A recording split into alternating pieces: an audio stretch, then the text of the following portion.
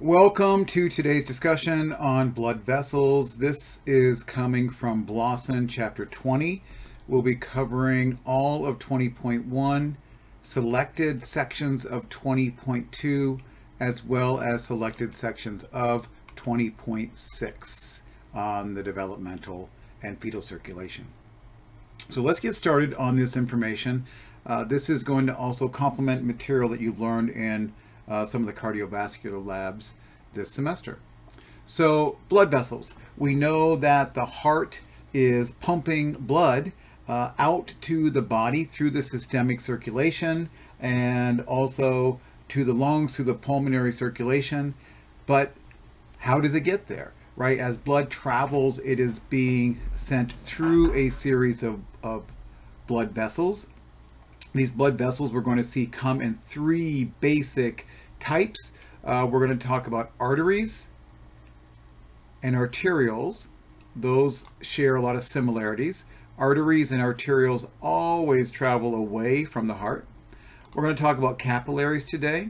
Capillaries are the blood vessels where gas exchange, nutrient exchange, water exchange, hormone exchange, everything that is delivered by the blood vessels is going to be exchanged into the cells and tissues through the capillaries.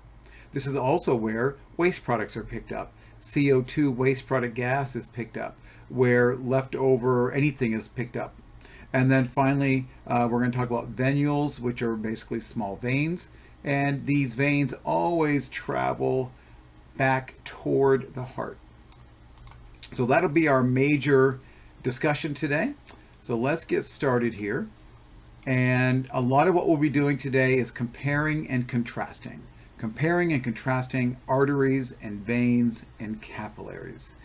And again, don't forget, without any exception, an artery is a blood vessel that carries blood away from the heart. Okay? Can't emphasize that enough. That is always, always, always true. And as a artery, for example, the aorta, the large artery leaving your heart, as it travels away from the heart, is going to branch into ever smaller vessels, down into smaller arteries and arterioles. So eventually the smallest arteries, those vessels called arterioles, they're going to further branch into capillaries. Capillaries, again, are where the nutrients and the waste products are exchanged. And then that blood, once that exchange has occurred, is going to exit the capillaries to form small veins called venules. Those small venules are going to continue to travel back toward the heart, merge to become veins, and eventually all that blood is returned back to the heart. Note that as arteries move away from the heart, they get smaller and smaller. And as veins travel back toward the heart, they're going to merge into larger and larger vessels. Again, watch the videos for a visual understanding of this. We know already from our heart conversation that arteries and veins transport blood back and forth in two distinct circuits. You have the systemic circuit. Remember, this is the blood leaving from the left side of the heart that is oxygenated. It's traveling to all of your, quote, body systems, traveling from your brain down to your big toe. And then there's the pulmonary circuit. This is the blood that is being pumped over to the lungs, to the pulmonary system. And the systemic circuit is largely controlled by the left side of the heart, the pulmonary circuit by the right side of the heart. Now, when blood leaves the heart and goes through those systemic veins and comes back, it's going to have less oxygen than the oxygen levels that were in the arteries, basically because as the systemic circuit is sent out from the left side of the heart, it's carrying oxygen. That oxygen is going to be delivered to the tissues.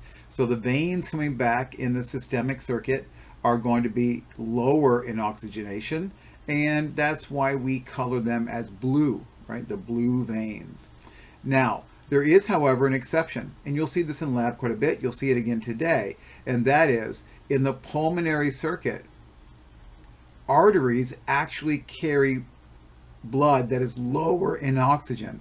Remember, arteries always go away from the heart, and the blood leaving out of the right side of the heart is blue deoxygenated blood. So the pulmonary trunk and the pulmonary arteries are blue in color, right? They carry blood lower in oxygen levels.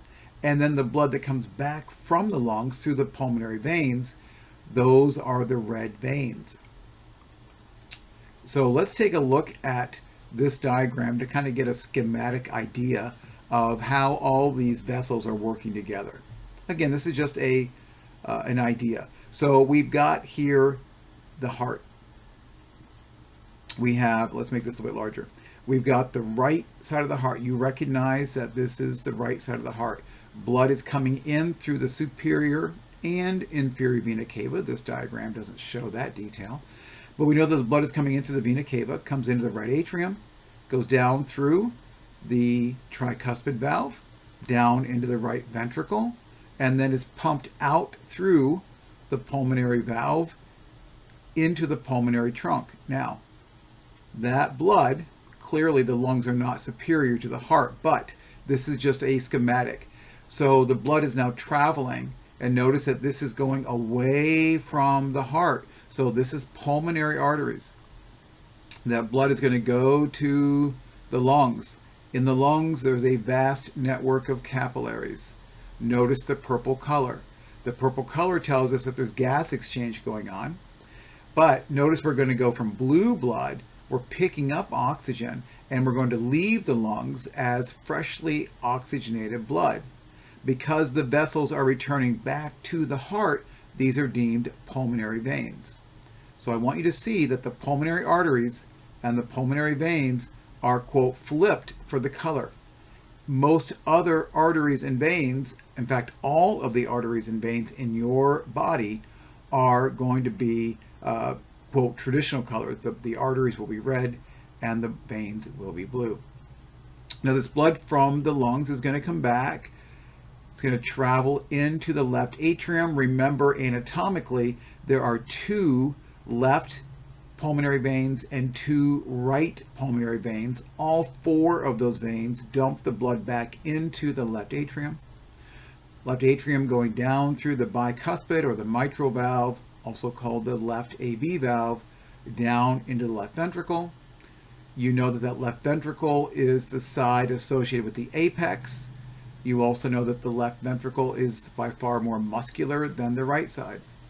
When the left ventricle pumps out through the aortic valve into the aorta, right, blood is going to go to a few different places. Again, this is not anatomically correct as far as the location of these things, but the blood is going to be pumped out of the aorta.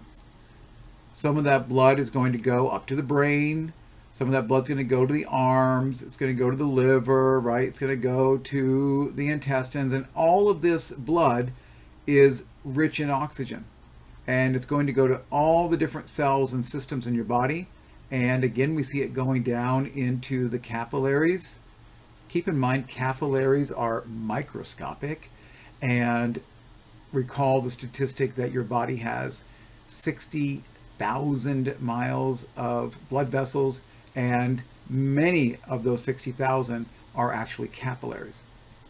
So we get down into the capillary bed.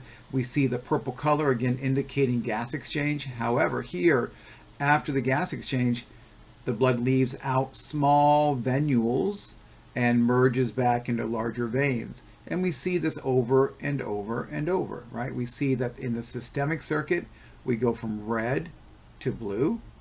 In the pulmonary circuit, we go from blue to red.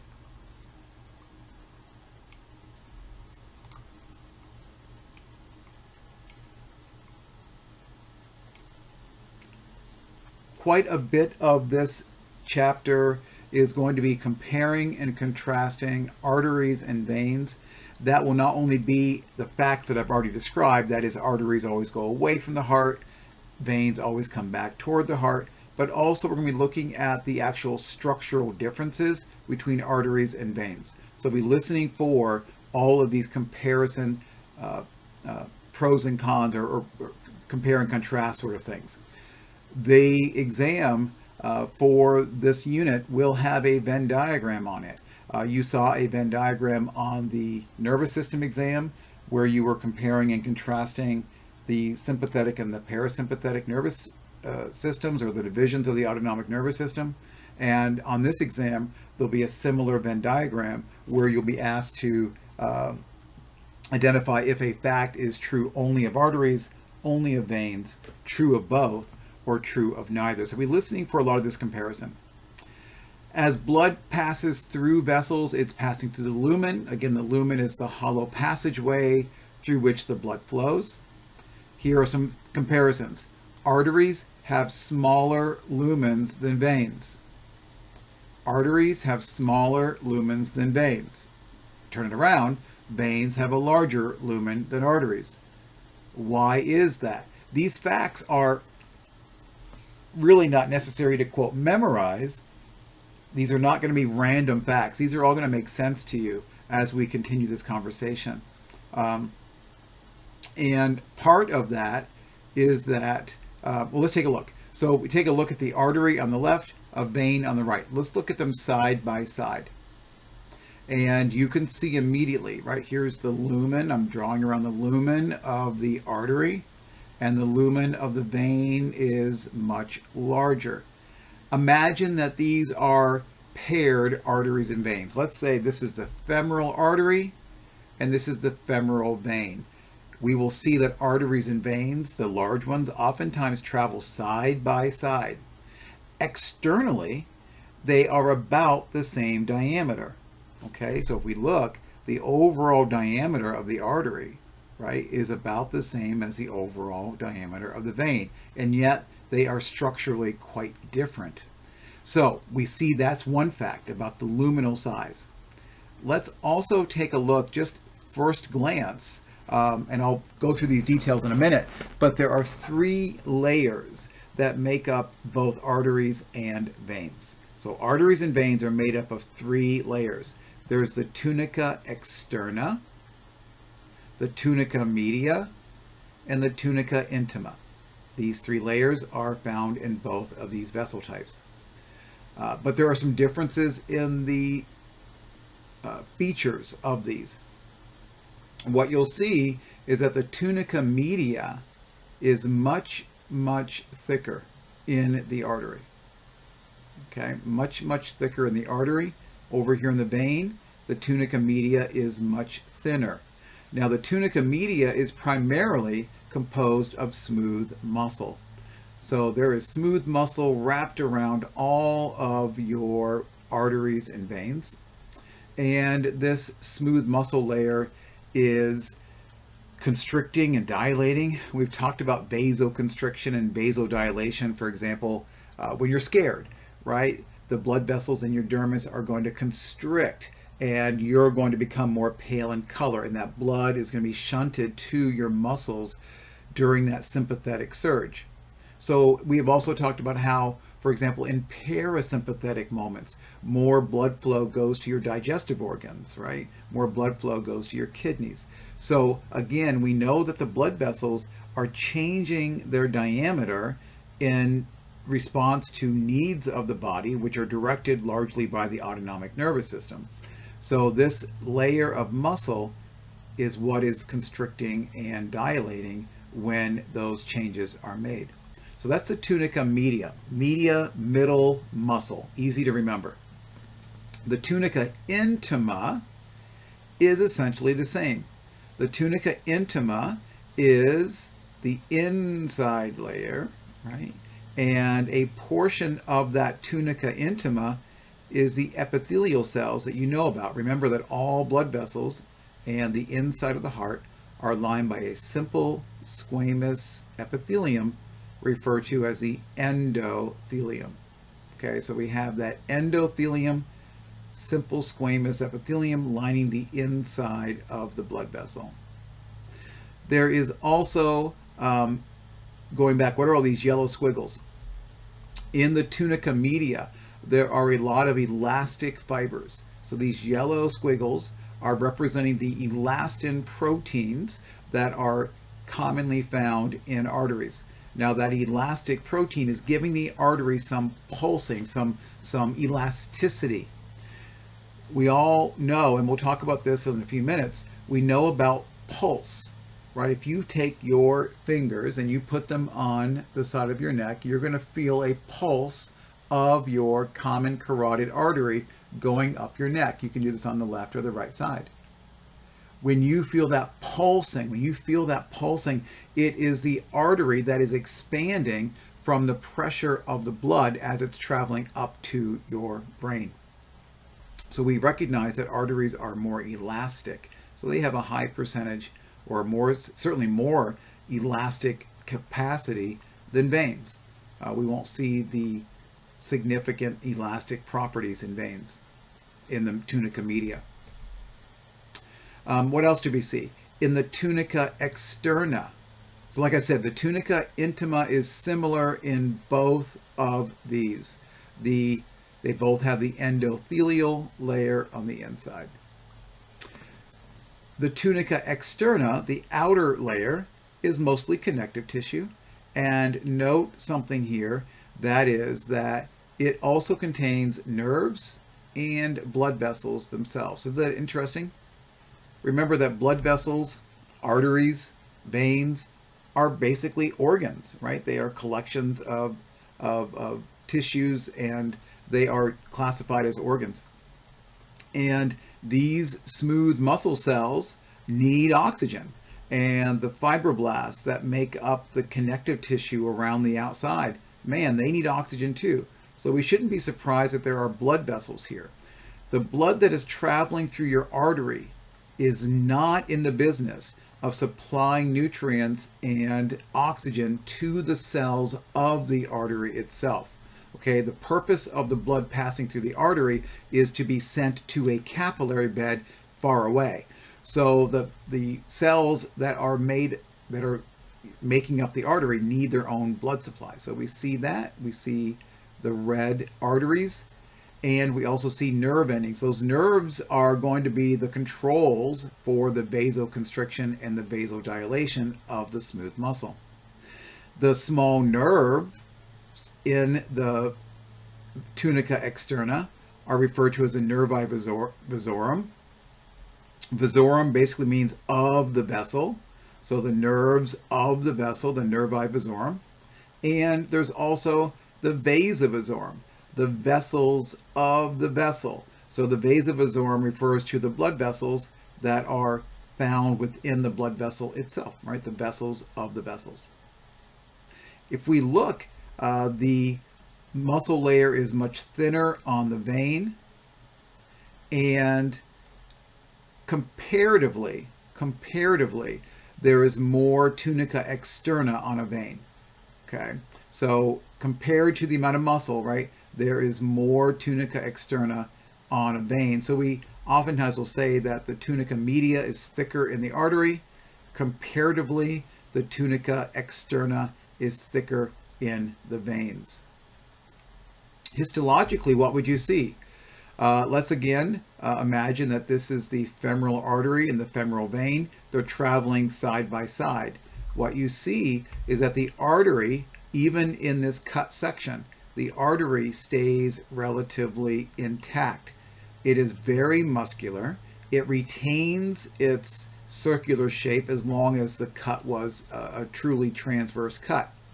So you can even see the layers here. Where my pointer is, this is the tunica externa. The muscle layer right here, the tunica media, and then the inside layer would be the tunica intima. Now veins tend not to keep their shape. They don't have a thick muscular layer as we've described, and so as a result, they tend to flatten out. This flattening is very characteristic. So when you see an artery next to a vein, you can tell the difference even without looking at the thickness of the layers. Although this is very noticeably thicker, the tunica media, you can see that it has flattened out. Okay, and that is just very characteristic of veins. Now in your body, right, these would have been similar in shape and size. But in sections, we see this stretching out. And then if you zoom into this, right, if you zoom in, sorry, I should have done that earlier, we see lots of fat, right? You can see the fat out here, okay? Now, let me ask you, it's not the most obvious thing, but what is this? Any idea what this is? I don't see an open lumen, so this would not be a blood vessel. And while I can't zoom in any closer in this particular micrograph, if I could, what I would see would be that this is a nerve, right? This is a nerve. And in here, I'm going to see the individual nerve fibers with the myelin surrounding it. And here's another nerve over here. So here's a little bit of a nerve. Here's a nerve. Here's a nerve. Okay. Or at least these are fascicles of a nerve. So typically, the large artery, the large vein, and a large nerve travel together. So this is not an ideal micrograph to demonstrate that. But the femoral artery, the femoral vein, and the femoral nerve typically all travel as a triad, as a threesome, and you will see that to be true of many of the arteries and veins. As you learn to name arteries and veins in the lab, in a previous nervous system lab, you learn to label nerves. And again, the major arteries and veins are going to be traveling right associated with those major nerves if they share the name. So the blood is going to be pushed out through, let's go back and think about this for a second. Why does an artery need a thicker tunica media? And the answer is, you know that arteries are pumping blood under tremendous pressure. So when the left ventricle pumps and the blood is forcefully pushed out through the aortic valve into the aorta, it has to be sent with sufficient pressure to work against gravity to get that blood up to the brain. It also needs to be able to push that blood down to your kidneys and your liver and all of your other organs, all the way down to your big toe. That requires that blood is under tremendous pressure. We'll talk about blood pressure in a few minutes. So because of that pressure, the artery must be much more resistant to that. So the extra muscle does that. The lower or the smaller lumen, think about it. How do you, let's say you're out in the yard and you're using a garden hose, and you don't have a squirter on the end. You just have the hose. How do you get water to squirt further? Right? How do you get water to squirt further? You simply squeeze on the hose, don't you? And by squeezing on the hose, you're making the diameter of the lumen of the hose higher. That increases the pressure, and now the water squirts out with greater force, doesn't it? So we need that thicker muscle layer for resistance. Now, if the artery, over time, what happens is that arteries become a little bit more brittle. They become a little bit less elastic, just like our skin becomes less elastic. The elasticity of our arteries decreases. Arteries tend to get stiffer. We'll hear about hardened arteries. And with that hardening, the artery can no longer pulse under great pressure. That can cause the artery to become weakened, and that can lead to an aneurysm. So an aneurysm is when basically the wall of an artery blows out, right? It's like a tire. If you've seen some tires, you'll see a little bubble, right, where the wall of the tire is failing. It hasn't yet blown, right, but it's going to very, very soon. So you'll see that there's a bulge in arteries, and that is from over time, a weakening of the arterial wall in the muscle layer. So by the time the blood has passed through the arteries under pressure and gets down to the capillaries, and then eventually enters the venules, we'll see that the pressure has tremendously diminished. And I'll show you a graph of this in a minute. So arteries are under great pressure. Veins are carrying blood under much lower pressure. So let's highlight that. Venules and veins are under much lower pressure. So that's a good comparison fact to know. Another feature is that many veins in the body, especially in the limbs contain valves. And those valves are going to assure that blood only moves in one direction, back toward the heart. So arteries do not have these valves, but veins do. These veins also, or these valves also help to resist the effects of gravity. So think about it. After your heart has delivered blood down to your big toe, and that blood has been delivered, gone through the capillaries of your lower extremities, that blood's then going to go into veins.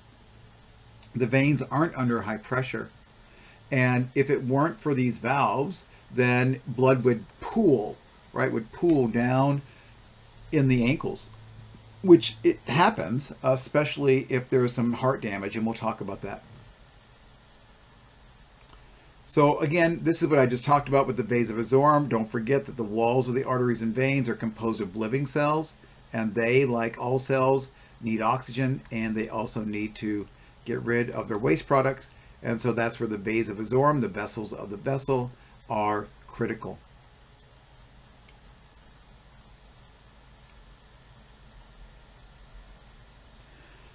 So again, both arteries and veins have the same three layers, those tunics, right? Tunics is just a layer.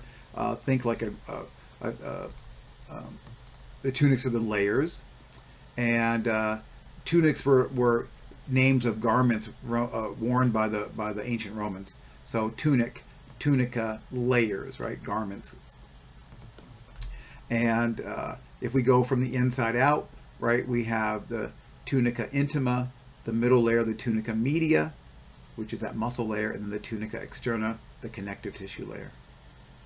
So this is a great table. So when you are studying, thinking about how to compare and contrast arteries and veins, these are the facts that I will have on the exam, and then you will assign them to being only arteries, only veins, both, or neither. Okay, so if I said, for example, arteries or veins, both or neither, and if I said contain skeletal muscle, you would say neither, right? Because there is no skeletal muscle in the walls of your arteries and veins. If I said instead smooth muscle, you would choose letter C, right? The overlapping section of the Venn diagram. If I were to say has a thicker tunica media, you would assign that to arteries only. And if I said contain valves, you would assign that fact to veins only. Okay, so look at this table. Very important information located here. Let's go through these tunics a little bit more detailed. The tunica interna or the tunica intima, same thing. Okay, so the tunica intima, tunica interna, same thing. Composed of epithelial. Oops, that didn't label. Need to remember to hit save.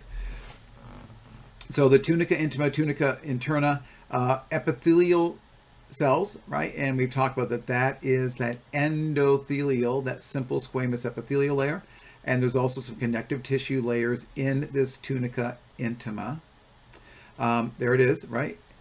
Simple squamous epithelium, the endothelium. And that endothelial layer is continuous through all of the blood vessels, including the inside layer of the heart. Remember, there's the endocardium. The endocardium is lined by that endothelial layer. Anytime that there's damage to this endothelial lining, it can create or facilitate or initiate a clot. Okay, so let's just think about this for a second. We're not going to be talking about the stages of blood clotting this semester, but when you cut yourself and you cut an artery or a vein, it's because of the damage done to the endothelial lining that the blood clotting cascade begins. So you cut yourself, right, and your blood clots. That whole process of clotting was initiated from damage to the endothelial lining when you cut that structure. So that is going to start clot formation. But It's also possible that there can be diseases, right, that initiate in the endothelial lining that can lead to people having blood clots irregularly, right? If someone is prone to blood clots, they may have some other issues going on with the with their blood cell with their cells of their blood vessels. So in addition to the epithelial layer, there's a little bit of basement membrane. You know what that means, right? A little bit of connective tissue that holds this all together. There's also in the larger arteries, and only in the larger arteries. So when I say larger arteries, essentially think the arteries that we've named in lab. So think aorta, think brachial artery, femoral artery, right? Those are your larger arteries. And in the larger arteries, there's also a distinctive layer of elastic fibers in this inner layer. And again, that's for the elasticity, the stretchability, because when blood is passing through those larger arteries, it's under significant pressure. There is no internal elastic membrane in veins. Remember, veins are not under high pressure. They don't need that elasticity. Let's move on to the tunica media. Again, that's that middle layer. It is the layer that is primarily composed of smooth muscle. Again, the tunica media is thicker in arteries than in veins. This is the layer, as I said earlier, that is constricting and relaxing, or more specifically, it's undergoing vasoconstriction and vasodilation. We're talking about the closing down of the vessel with vasoconstriction. Vasoconstriction is going to decrease the blood flow, whereas vasodilation is going to increase blood flow. And again, that's all happening as the smooth muscle either constricts or relaxes. In that tunica media, remember, we need to have nerves going to the muscle to control that muscle. So we saw the nervi vasorum labeled in the outside layer, but those nerve endings are going to permeate into this layer to control the contraction or relaxation of those smooth muscle cells. So again, sympathetic, right? You know that sometimes sympathetic signals cause vasodilation. Other times, sympathetic signals cause vasoconstriction. Again, think about, we know the story. Think about what happens to different organs. So when you are scared, quote, sympathetic, more blood flow goes to your muscles, but less blood flow goes to your intestines. And so we know that there is both some cells that respond by constricting and some cells that are going to respond by dilating. And again, that's all done at the level of the muscle. There's also some elasticity here, especially again, we see more elastic things in general in arteries, especially the large arteries that are under a lot of pressure and need that stretchability. Again, we don't see the elastic structures in veins. We also don't see the elastic characteristics in smaller arteries, because as we're going to see, as blood travels from the larger arteries down into the smaller arteries and into the arterioles, the pressure decreases. So the need for the elasticity also decreases. And then finally, we're in that tunica externa, also called the tunica adventitia. Okay, tunica externa or tunica adventitia. And again, all it is, it's a connective tissue layer, primarily collagen. So it's giving your blood vessels their tough, strong outer layer. And again, a little bit of elasticity, elastic fibers are found here. The tunica externa in veins is going to be a little bit thicker. So let's highlight this. The thickest tunic in veins is the tunica externa. Okay. And here's where we also saw the vasa vasorum. So let's go through, again, we're going to be talking about arteries, and then we're going to talk about capillaries, Then we're going to talk about veins. Arteries. Again, always, always carrying blood away from the heart. Always, always, always, always, never an exception. Always. They have thicker walls, right? They can withstand the pressure. They are more, and so we go from elastic arteries. So there's three basic classifications of arteries. The biggest arteries, think aorta, are the elastic arteries, right? They need the greatest elasticity because they are withstanding the greatest pressure. I'm not going to have you memorize the diameters, okay? So don't worry about the diameters. I'm not going to classify it that way. But do know that the largest arteries, think aorta, are elastic. And that extra elasticity allows them to expand.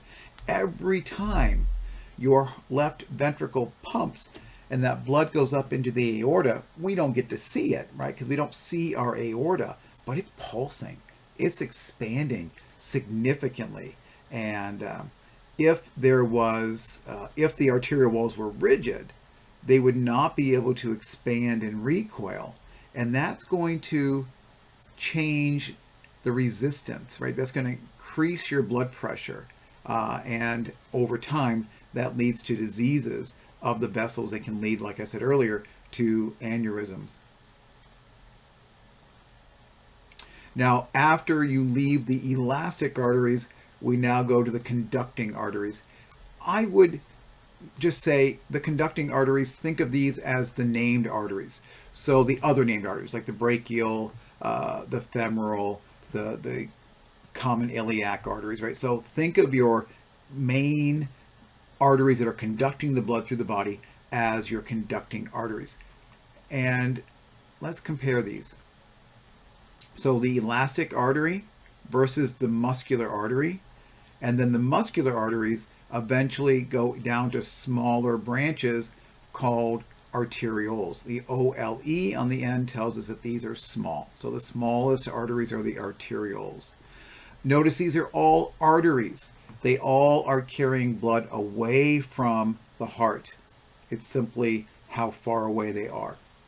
Again, we see elasticity, elastic fibers in the elastic, and even more of that elasticity in the elastic. We also see a very, very significant thick tunica media. In the muscular artery, guys, it's not hugely different, but not quite as thick of a muscle layer, and perhaps a little bit less elasticity. And when we get down to the smallest layer, notice that the smooth muscle layer is not as thick, and we see a lack of elastic fibers because arterioles are under a lower pressure, and so they don't need that elasticity as much.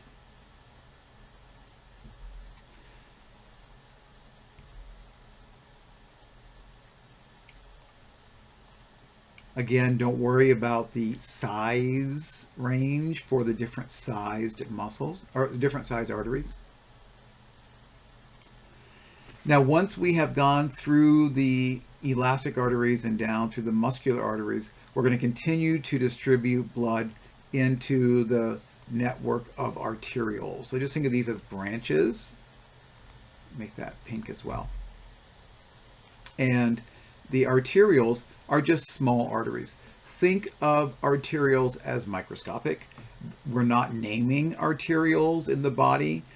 We will name a couple when we get to the urinary system, but largely we don't name the arterioles.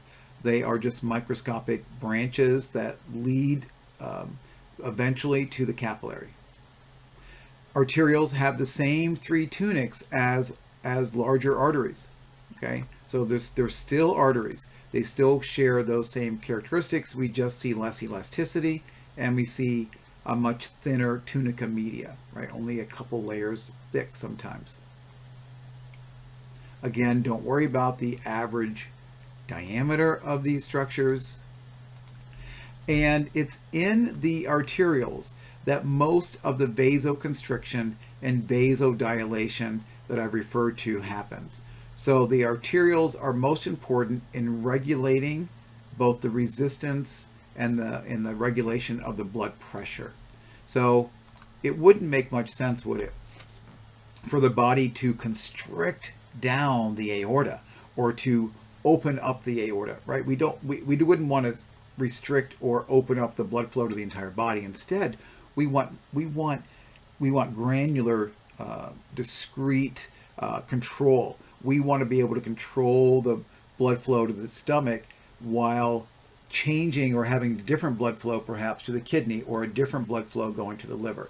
And so all of those blood pressure changes that we've talked about with the sympathetic and the parasympathetic system, all of that vasoconstriction and vasodilation is primarily happening in the arterioles. So we recognize that there are three sizes, basically, three sizes of arteries. Now let's go to the capillaries, and we're going to see the same thing. There are three kinds of capillaries. Okay. Now capillaries are by far the smallest vessel. They are microscopic, and they are providing what is referred to as perfusion. Perfusion is simply the blood flow going to an organ. So if a patient is having some sort of heart condition, doctors are going to be worried, is the heart sufficiently perfusing the brain? Is the heart sufficiently perfusing the kidneys, the liver? Again, these are vital organs, and if there isn't sufficient blood flow going to those organs will begin to fail. So perfusion is simply the blood flow going to particular tissues and organs itself. You can also say that the capillaries are responsible for the microcirculation through the body. Now, what is making up a capillary? A capillary does not have three tunics. Again, capillaries do not have three tunics. All a capillary is composed of is basically the endothelial layer with a little bit of basement membrane holding it together, and a tad little bit of smooth muscle to help with pushing the blood through the capillary. So you're not going to see a tunica media. You're not going to see a tunica externa. Okay. Basically, the capillary is a very delicate tunica intima only structure. The other thing is that capillaries, recall, are where all of the gas exchange, nutrient exchange happen. So that means that the walls of the capillaries must be leaky, right? There must be the ability of molecules to move in and out of the capillaries. So for that reason, we're going to see there are three major types of capillaries. We're going to call them continuous, fenestrated, and sinusoid. So let's take a look at the three different types of capillaries. The most common, when you go to bed and dream about capillaries tonight, what you're probably going to be imagining are the continuous capillaries. Continuous, most common. Continuous, most common. These are the capillaries where we find in almost all of our tissues, and they are called continuous because they have a complete, or quote, continuous endothelial lining, and the cells, those endothelial cells, are held together by tight junctions. Remember, tight junctions are simply, as the name suggests, ways in which the cells are held tightly together. So these are cells that are continuous. However, there's the gases can still move. So small molecules like gases, let's look at the picture, can still move in and out. So here are the three different types of capillaries. This is your continuous.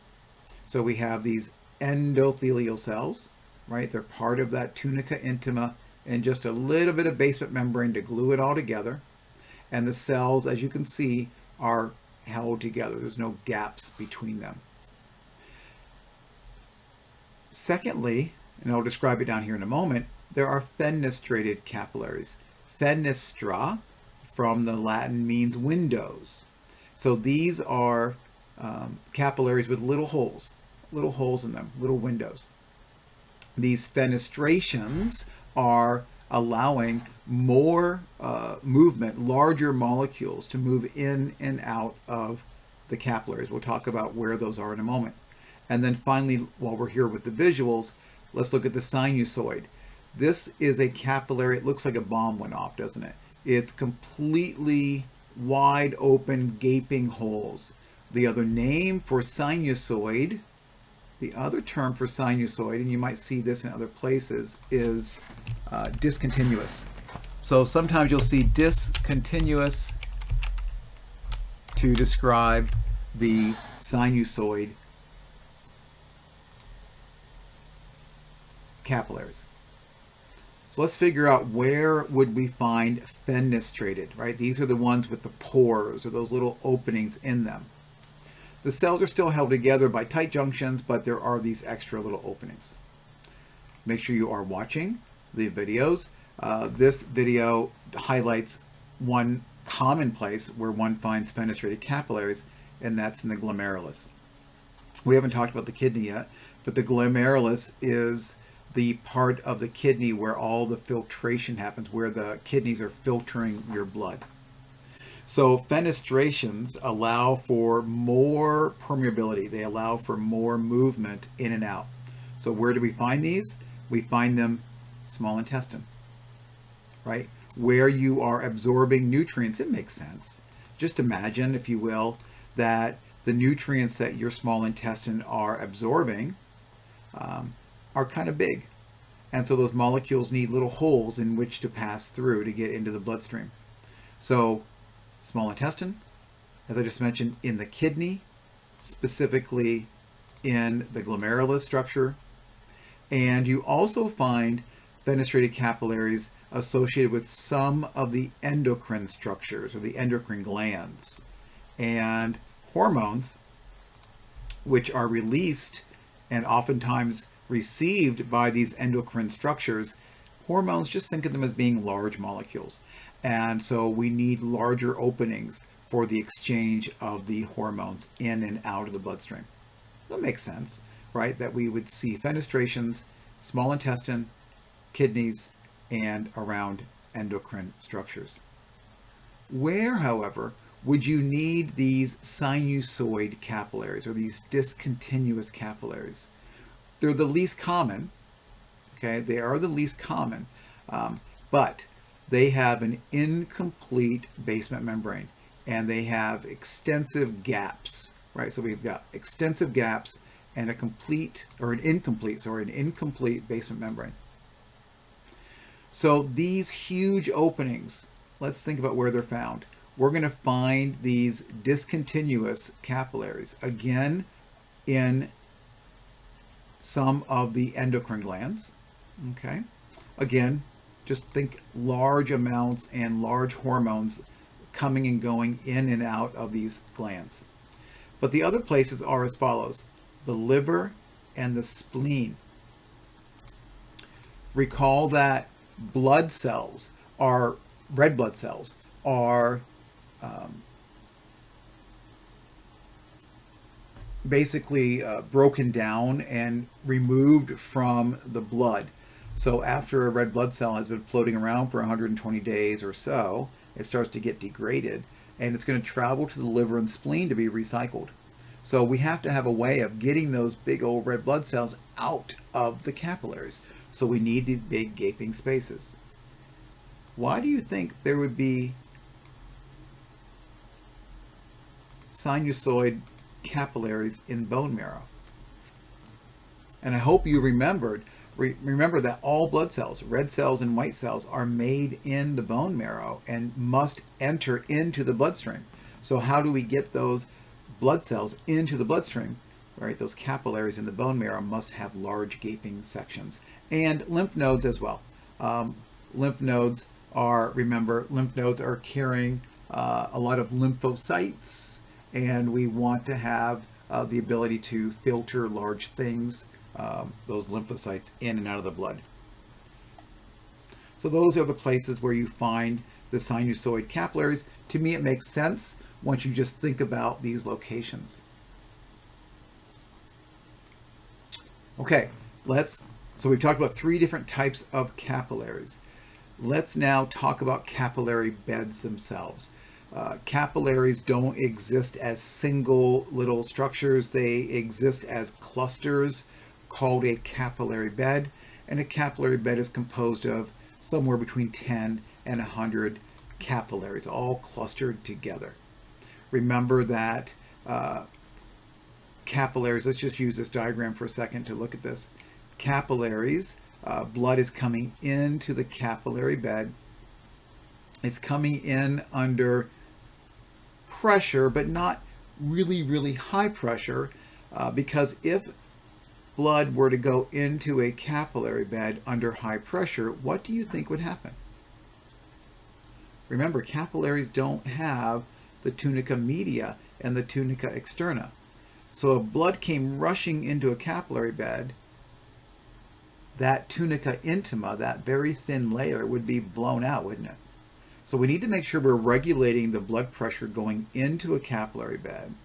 And that is being done by what's called pre-capillary sphincters. You know that sphincters are circular muscle groups. These are circular, smooth muscle cells that surround the proximal side, the beginning of the capillary. And these are found in a little branch called the meta-arterial. I'll show this to you in a minute. But the meta-arterial is basically the connector between the arteriole and the capillary bed. There's a little bridge, if you will, a little bridge vessel, and that is the meta-arterial. So as blood comes into the capillary bed, these pre-capillary sphincters are going to close down and assure that the blood going into the capillary is not under great pressure. Every one of your millions of capillary beds has these pre-capillary sphincters, and they're not all open at once. So basically there is a opening and closing of all of these pre-capillary sphincters, and what that assures is that all of your tissues are getting oxygen and blood, but not under too high of a pressure. If all of your pre-capillary sphincters opened up at the same time and blood from all of your arterioles went into all of your capillaries, it would cause a tremendous drop in your blood pressure. I'll mention that a little bit later. But if all of these vessels opened up, right, and all of your capillaries were filled with blood at the same time, you would have a tremendous drop in your blood pressure. And this can be a life-threatening situation. So it's not what normally happens. One more fact about the capillary beds is that, well, here's that word. Vasomotion is this idea that there is a movement, a pulsating flow of the blood into the capillary bed. So that's the word vasomotion that is being done by these, or regulated by these pre-capillary sphincters. So let's take a look at a capillary bed. Again, this is simplified just for our basic understanding. We see here an arterial. So let's say blood is coming down through the arterial. We see that the arterial has a lot of smooth muscle as represented here. Some of the blood from the arterial is going to branch off and go into this capillary. Now, we'll only branch off and go into this capillary if these pre-capillary sphincters, right, you see these smooth muscles here, and they're found only on the front side, on the proximal side. And if these pre-capillary sphincters have relaxed, then blood is able to flow into this capillary.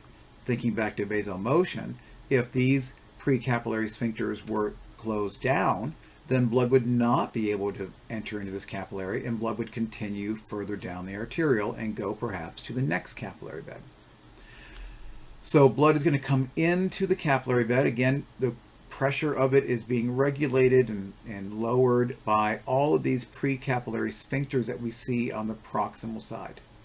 As blood travels through the capillary, we see the gas exchange color, right? That purple color.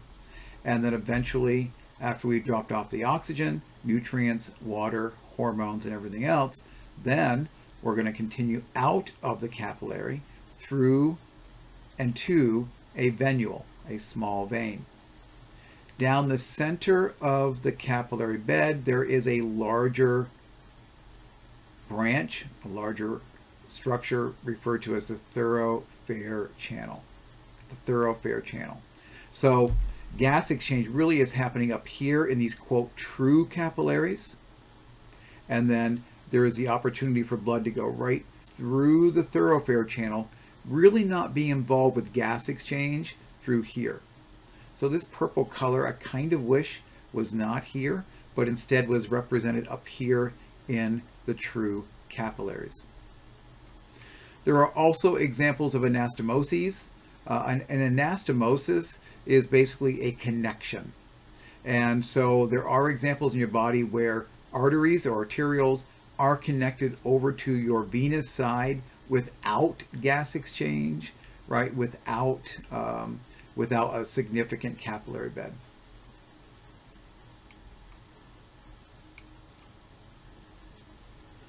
I will say one thing here. I told you not to worry about the sizes of these structures, but I do want to point out one, I think, important feature, and I'm going to go up to the top of the capillary conversation.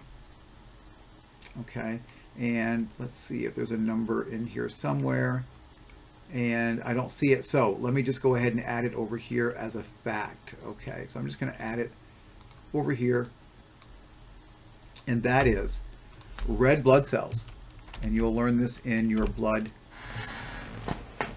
discussion, are 7.5 on average micrometers in diameter. Okay, so oops, red blood cells, RBCs. Red blood cells are 7.5 micrometers in diameter. Oh, why am I telling you this? Capillaries are 8 to 10 micrometers in diameter. So what you're seeing, or what I want you to appreciate, is that it's a pretty tight squeeze. Okay, it is a very tight squeeze. So when red blood cells are coming into these true capillaries, it's a pretty tight squeeze, but the thoroughfare channel is larger. And why that is significant, I'll just put this over here.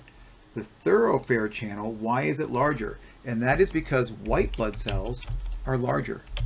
Okay, white blood cells, which do not exchange gases, which are not, carrying any oxygen or picking up any CO2, they're larger than red blood cells. So white blood cells really aren't traveling up into these small capillaries. White blood cells are going down the thoroughfare channel, right? So white blood cells, zip, are going right down the middle. They're not in the business of exchanging gases. So they just pass from the arterial side over to the venous side. And then we've appreciated now that there are 3 types of capillaries, and let's keep this consistent. There's 3 types of veins. The smallest veins, again, microscopic, similar to the arterials, are called the venules. Okay, the venules. Notice what they did with this. I don't know why they did this, right? It's arteriole, O-L-E, but it's venules, U-L-E, and notice too that there's no I in venule. So it's kind of a whole new word. The venule is the small veins. Again, don't worry about the size. Okay, I'm not going to worry about your memorizing that fact, but these are the smallest. So if I go back up here, this would be a venule, right? The smallest veins coming off a capillary bed. And remember that in veins, we are carrying blood away from the capillary and we're returning blood toward the heart. Always, always, always, veins are bringing blood back to the heart.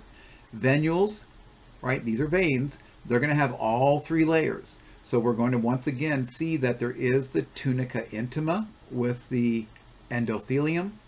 There is going to be a thin tunica media with muscle, although nowhere near as much. And there's going to be an outer layer, the tunica externa, where we find the connective tissue fibers, and Again, all three layers are found here.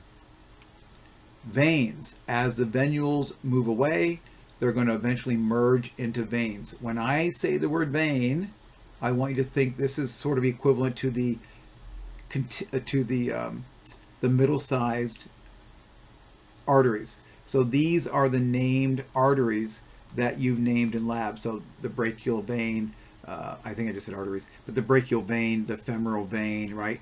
That's what I want you to think about here. Again, they are under much lower pressure than the associated artery, and they have to work against gravity. Think about the blood coming up from your lower limbs. It has to work against gravity. And so, as I said before, there are valves found in these veins, especially the veins of the limbs. Again, that's going to prevent flow backwards. And this video shows you, it gives you an idea of how those veins are important. As a reminder, right, veins, here they are. We got these three up and down rather than side by side. But what we've talked about so far are the small venules, again, all three layers, the medium-sized veins, including the valves, and then large veins. Just for simplicity, let's think this is the vena cava, right? The large veins are going to be like the superior and the inferior vena cava. So here are more of those facts, right? When we compare and contrast arteries and veins, here we go. So use this table and the other table to be prepared for that Venn diagram as you compare arteries and veins.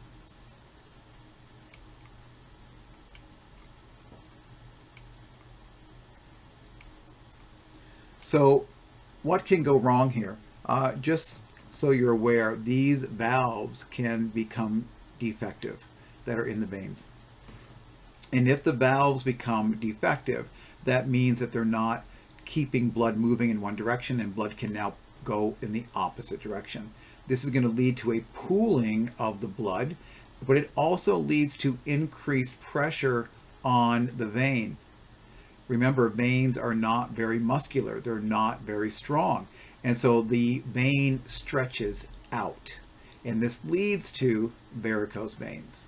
So varicose veins are basically a response to faulty, most oftentimes, due to faulty valves.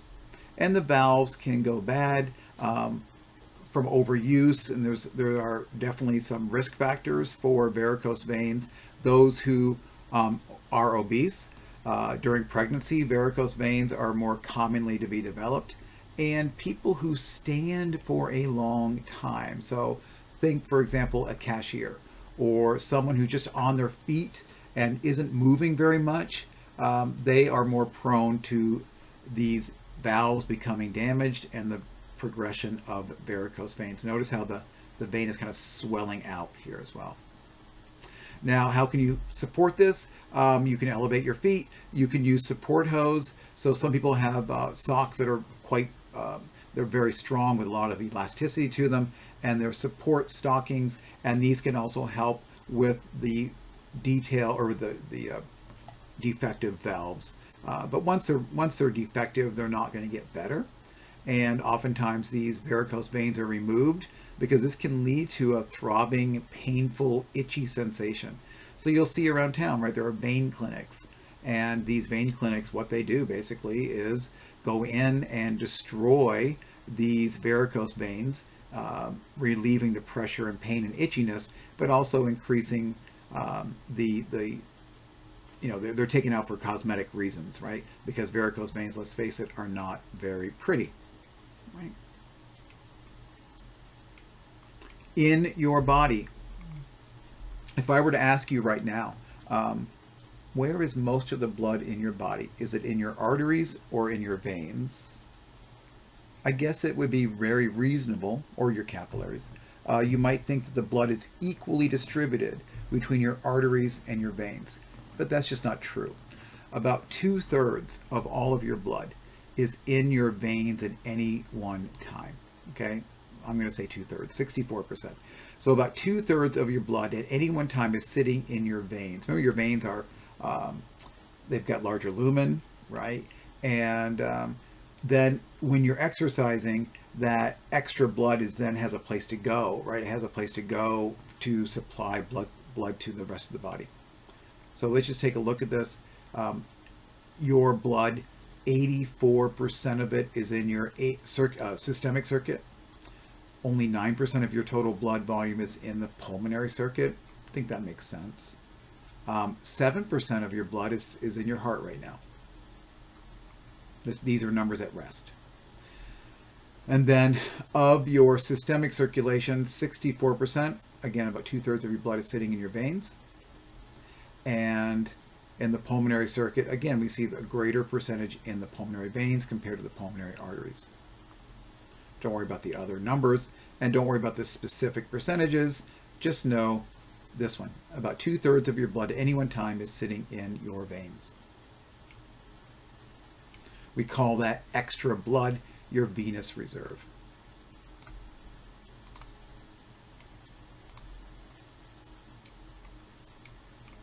So that brings us to the end of 20.1.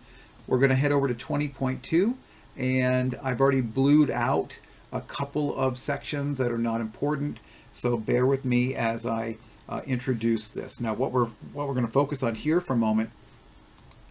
Here we're going to be taking a look at blood flow, a little bit about blood pressure, and let's talk about this. So we all know that the heart is pumping blood out under great force. That blood pressure is measured, and we all hear about blood pressure. This is basically the pressure of the blood being exerted on the walls of the blood vessels and or on the chambers of the heart.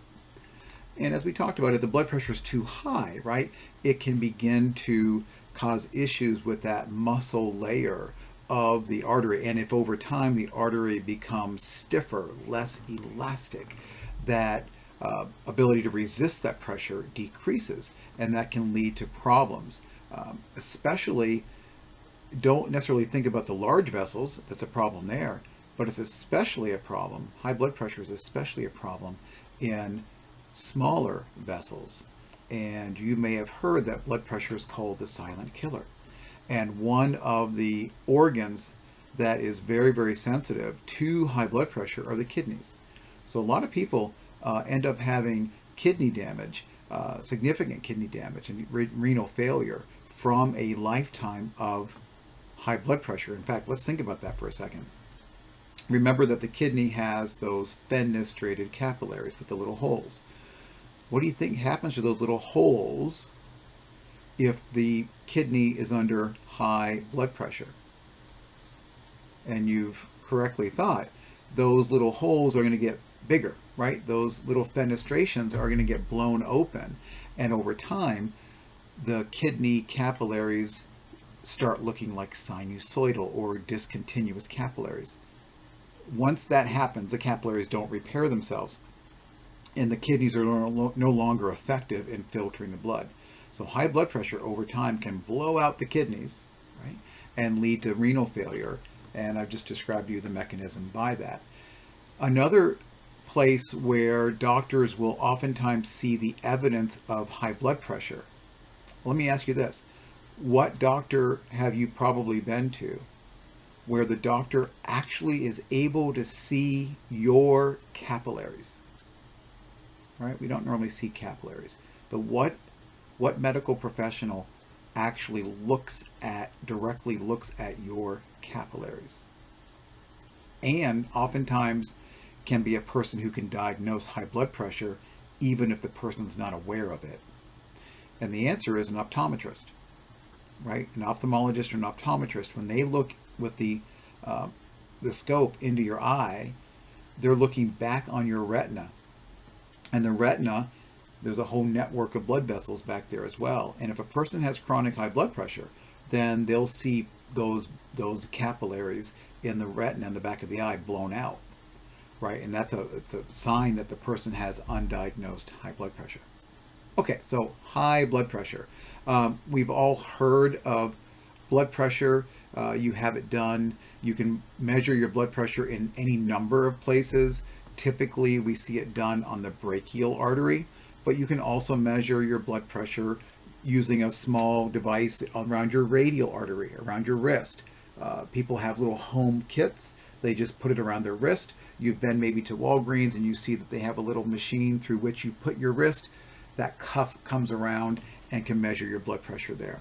You can also measure blood pressure around your femoral artery or around your thigh, or you can go down to the ankle and measure it. There's two numbers associated with blood pressure. The top number is called the systolic pressure. From vocab, systo means contraction. So the systolic pressure is the higher value. It is the pressure when the heart is contracting. It's the pressure that's causing the artery to bulge out as the blood passes through it. Average, we would say 120. It's measured in millimeters of mercury, so 120 millimeters of mercury. The lower number is the diastolic pressure. Diastole is relaxation. So the diastolic pressure is the pressure still on the walls of the vessels, but when the heart is not beating, okay, when the heart's not contracting. So that's your diastole or your diastolic pressure, and typically around 80. So we'll say that the average blood pressure is 120 over 80. And what does that look like? Let's make sense of this. Let's look at this diagram. And on the axis here, we have millimeters of mercury, and we have the numbers here from 0 to 120. Across the bottom, we have the different types of vessels that we've referred to. So from the aorta and the elastic arteries, muscular artery, arterials, capillaries, venules, we'll call them regular old veins, and the vena cava. And we see that as blood is leaving the aorta and enters into the elastic arteries, right, that the pressure is rather significant. Now we can't measure, though. We can't put a cuff around the aorta, right? We can only really put a cuff around the arm or around the leg where we've got muscular arteries. But look at this. The muscular arteries are still pulsing very, very similarly, right, to the elastic arteries. So when we take blood pressure at a muscular artery like the brachial artery, we're still getting a good sense of the systolic and the diastolic, the high and the low pressures. Notice that the further we go away, the blood pressure in the arterials is lower and is not pulsing as much up and down. By the time you get to the capillaries, I want you to notice that there's no more pulsing, right? When the blood goes into the capillaries, it's not going, it's not pulsing in under pressure. Remember, the capillaries would burst under that kind of pulsing. Instead, the pressure of the blood is sort of a steady stream, right, going through those meta-arterials and through those precapillary sphincters.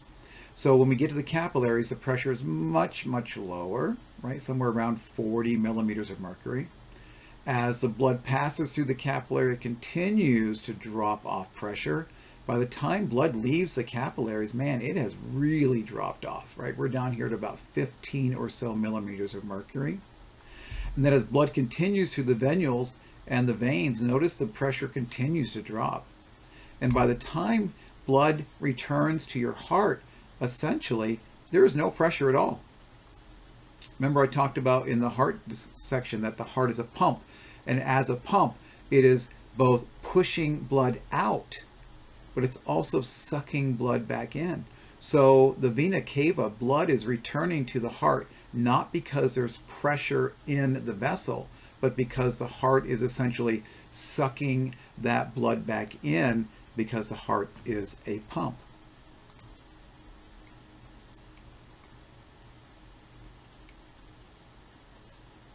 Now, pulse pressure is simply the difference between the systolic and the diastolic pressures. And as the name suggests, the pulse pressure is what allows your blood to pulse, or your vessels to pulse. So you know that you can feel your arteries pulsing if you put your fingers right in your carpal region, and you'll feel your radial artery pulsing. Go ahead and do that right now. right? Put your fingers over your radial artery. Think right below your thumb in your carpal region, and you will feel, push down just a little bit, and you'll feel that pulsing of your blood through the radial artery. We can do that on the carotid artery on the side of your neck. There are a number of places where commonly you can measure the pulse. Think about it. That pulsing is happening because there's a difference between the systolic and the diastolic pressure. So if the pulse pressure was 0, right, that would be like this. So the blood going into the capillaries, the pulse pressure is 0. There is no pulsing. There is no up and down pulsing of the blood pressure. So the pulse pressure is simply the difference between the systolic and the diastolic, and it's the difference that allows us to feel one's pulse. Remember, your pulse rate is basically your heart rate. So each time your heart beats, it's pushing the blood out under pressure, and you're feeling that difference. I'm not going to describe mean arterial pressure. It's just the average, essentially, but we're not going to discuss it. Not important. So I blued out this. Do not worry about the equation. And again, your pulse that you can palpate manually or using a machine is the result of the difference between the diastolic and the systolic pressure. And where can we measure pulse? Here are common places, right? We know about the brachial artery. That's where we normally think about getting blood pressure. You can do it at the radial artery. There's also a very strong pulse that's measurable at the popliteal artery behind your knee. You can also do it down by your ankle, do it on the top of your foot. You may, and of course we can do it in the carotid. You'll also feel your your pulsing through the temporal artery up in your temporal region. If you've ever had surgery or been in the hospital after someone's had surgery, the doctor or the nurse will come by and oftentimes feel for their pulses here in the dorsalis pedis artery. If there's a strong pulse in the foot, right, that's a long way from the heart. So if a person can feel a good pulse to both feet, you know that the blood flow is strong, right? And it just indicates that there's no issues with the blood flow. So that's oftentimes just kind of measured. And then also when a nurse is feeling for that pulse, they're also checking the temperature of the feet. If the temperature is cold, that might represent a lack of blood flow going to the extremities. We've all had our blood pressure taken, but let me just mention a couple of things here. When you get your blood pressure taken, you're using a sphygmomanometer. I want you to know that word. Okay, a sphygmomanometer. And I'm going to make that nice and pink. And that is the measuring device found on the blood pressure cuff. Sphygmo means pulse. So this is the meter that's measuring that pulse, that systolic and diastolic pressure. When you are taking blood pressure, you have the sphygmomanometer. You also have a stethoscope. Okay? And the stethoscope is placed over the brachial artery beyond, let's say, the typical blood pressure, the brachial artery, and it's placed beyond the cuff. What one is going to hear in the stethoscope are sounds described by a guy named Korofkov. So these are the Korofkov sounds that you hear when you're doing blood pressure. Okay, this is the Russian guy. And basically what the Korofkov sounds are is the turbulent blood flow going through a vessel when the vessel is partly occluded or blocked. So we've all had our blood pressure taken. You'll be doing blood pressure in the physiology labs next semester, and you'll also, most of you going into clinical fields, will become experts in measuring blood pressure. Many of you may already do this every single day, but maybe you didn't understand completely, or at least didn't use these words. So let's make sure we understand this. So first you're going to take that cuff and you're going to wrap it around the arm. Again, we're thinking about the brachial artery. We're then going to fill up the cuff with air.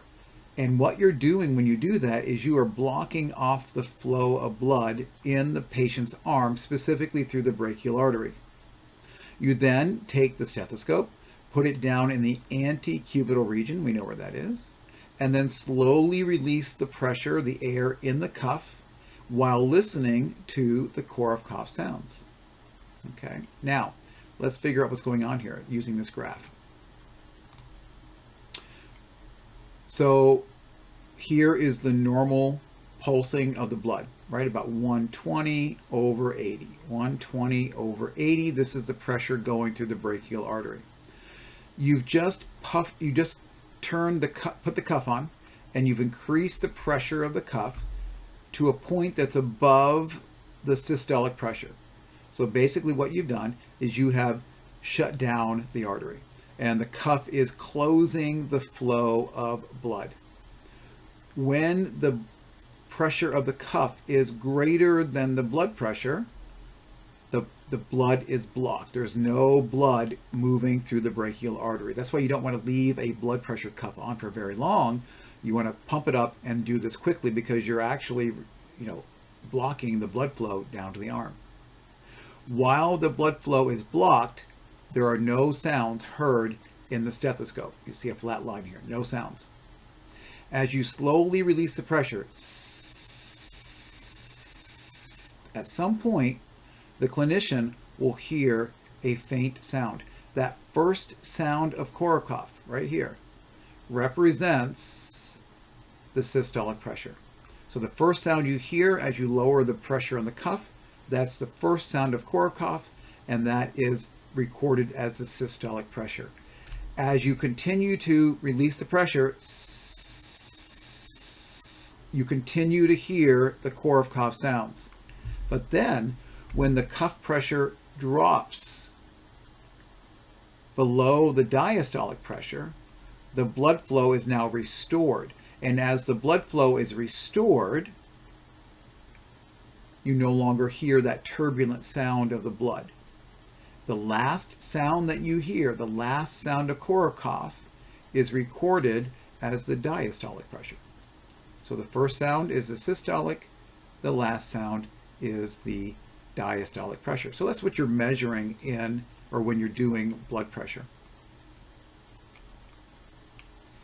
And this blue mark right here tells us that that is the end of this conversation. The rest of this chapter we are not dealing with, okay? So skip over the rest of the chapter from that blue mark all the way to the end.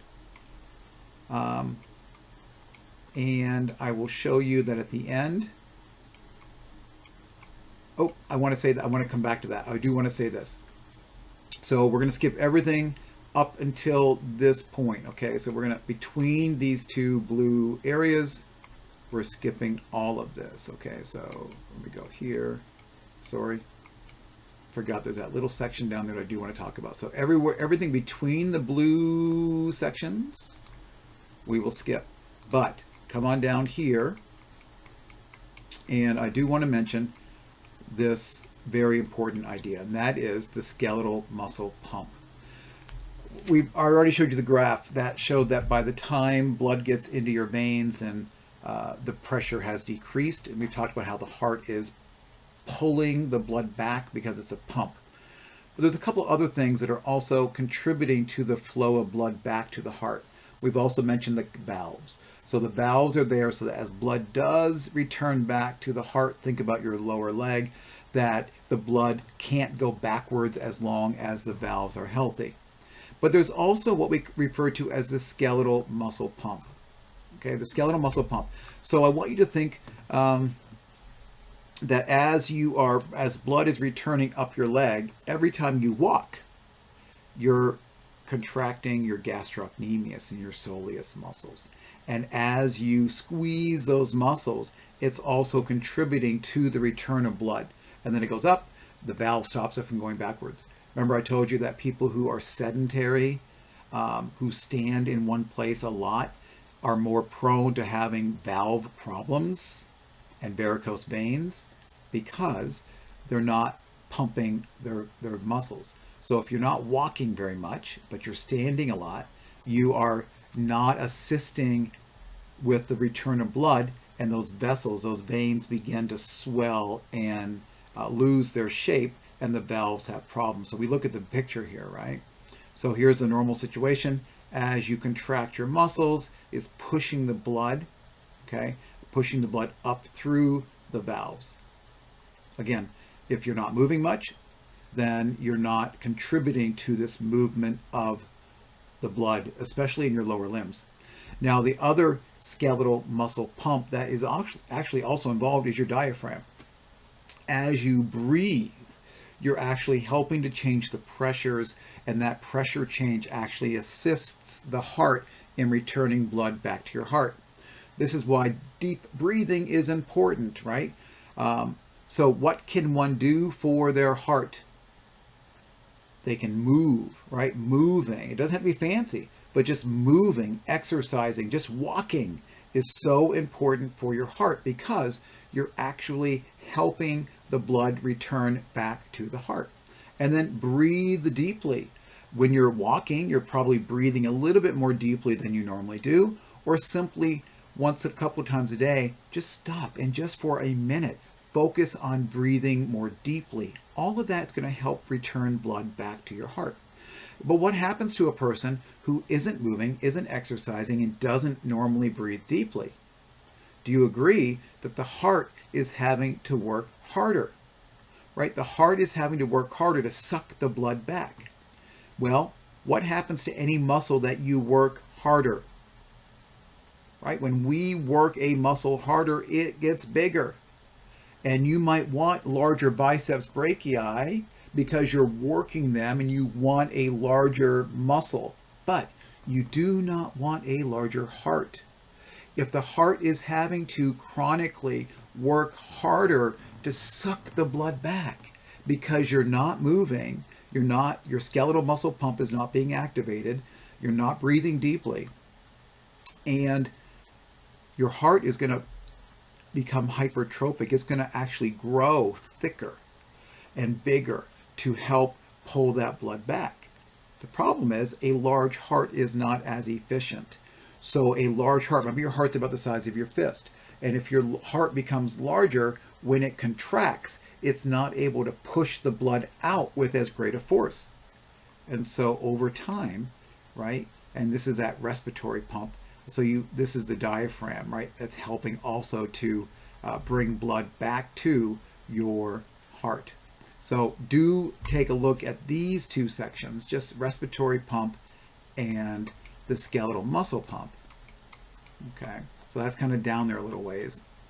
And that is all I need you to worry about. From this point on, we're back in blue. Okay, so here, down, we're blue. Don't worry about any of this information from this point down.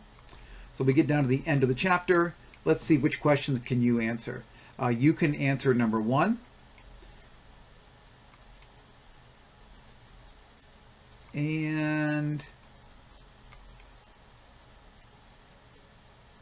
you can answer number 5. And you can answer number 7. Okay, so those are 3 questions you can answer, and I expect you to answer. And then don't forget to do the vocabulary checkup. Lastly, we're going to jump down to 20.6. And in lab, you learn just a little tiny bit about fetal circulation. So I'm not going to worry about this content up here. Okay, so I'm going to make it blue. I can only do this one paragraph at a time, so give me a second. But I'm just going to say from here down, we're going to go blue, and we're going to keep this blue all the way down, right? Oh. Come on, John, get this right. Got to save it. Going down, and we'll keep all of this blue, so don't worry about this. But what I do want you to see is right here. So from this point down, we're going to pick this up. And we're going to take a look at just a couple of things, and then we're going to take a look at this picture, and that'll be the end of this conversation, okay? So I'll let you read through this.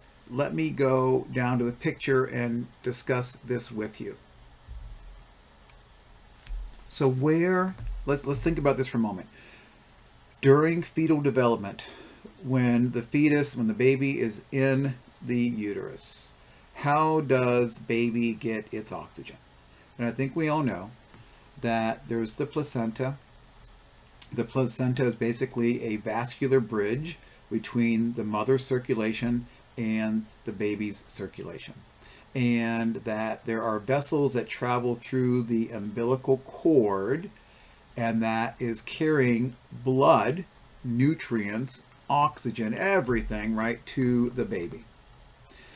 Traveling here in the umbilical cord, there are 2 umbilical arteries and 1 umbilical vein. Now, what's important to remember here is that the umbilical artery and the umbilical vein, because they are related to the baby, are oriented in relationship to the baby's heart. So the umbilical arteries are carrying blood away from the baby. The umbilical vein is carrying blood toward the baby. Okay, remember, veins return blood back to the heart. So we're talking about the baby, so the umbilical vein is oriented with the baby's heart in mind. So what does that tell us? In the umbilical cord, there are these 3 vessels, and the blood that is traveling to the baby's heart is red, right? So the umbilical vein is carrying red blood. That's an exception, isn't it, to our normal red and blue coloring. In your body as an adult, the only red and blue exception is your pulmonary circuit, right? That's where you have red veins and blue arteries.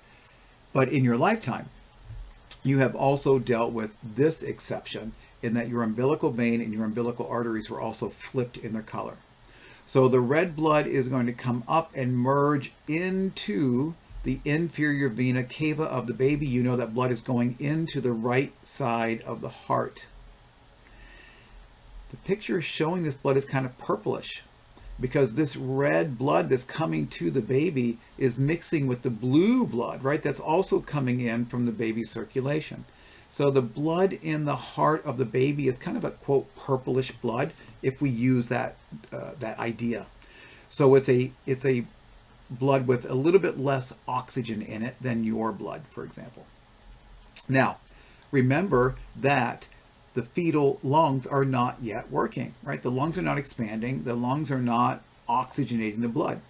So there's no reason to send the blood down to the right ventricle and then up and out into the pulmonary trunk. So a little bit of the blood does, but most of the blood is going to get shunted from the right atrium directly over to the from the right atrium over to the left atrium. And there's a hole right here called the foramen ovale. I mentioned this in the heart chapter.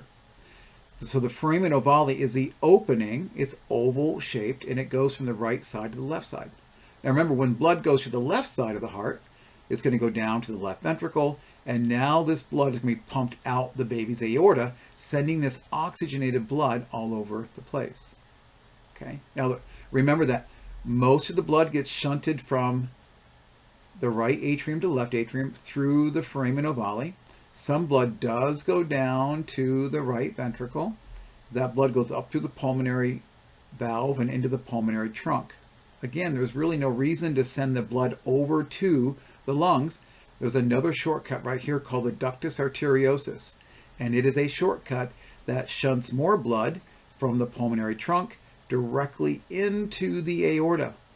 Now this ductus arteriosus becomes a ligamental structure in the adult. So if you look on your adult heart models, you're going to see a ligament here. Okay, but in the fetus, it's a tube, it's an opening, it's a shunt that goes from the pulmonary trunk to the aorta. So I wanted to point those 2 exceptions out. Now, after birth, the foramen ovale shuts down. There's a little flap on here that shuts down and begins to sort of heal this break. In you and me, this is now the fossa ovalis. The fossa ovalis and the ductus arteriosus also shuts down and sort of becomes a closed tube ligamental structure. So then once the baby has circulated the blood, then there are branches that return that blood back to the mom, back to the placenta through the umbilical, and these are the umbilical arteries, right? They're going away from the baby's heart, and these are carrying essentially blue blood, and the umbilical arteries are sending blood back through the umbilical cord to the placenta to be re-oxygenated.